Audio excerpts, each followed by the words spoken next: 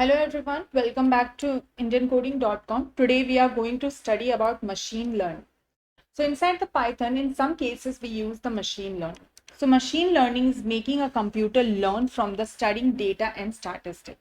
It will help you to study all the data, it will analyze the all data and will help you to work on it by using the statistics. Okay. So machine learning is a step into the direction of artificial intelligence.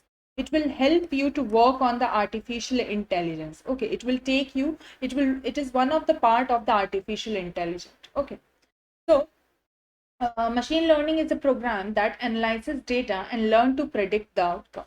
First, you will analyze the data, what all the data that are available, and you will be able to predict what will be the outcome. Okay, so that is how you need to work on it. Okay, so where to start?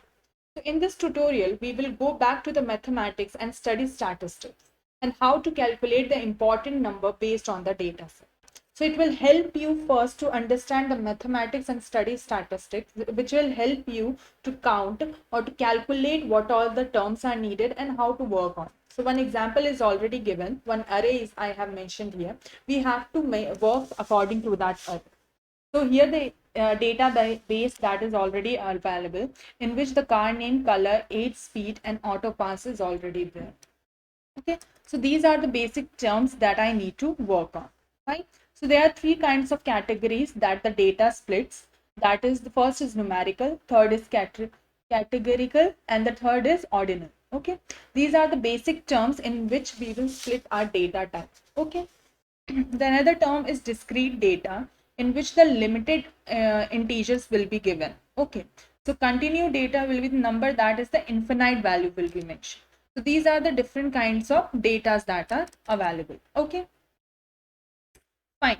So inside the continuous data, the price of an item or the size of the item will be mentioned, and category data are value that cannot be measured up against each other. So it will, in this case, what is going to happen, the data's value cannot be measured against each other. Every value or every value has a different work to do.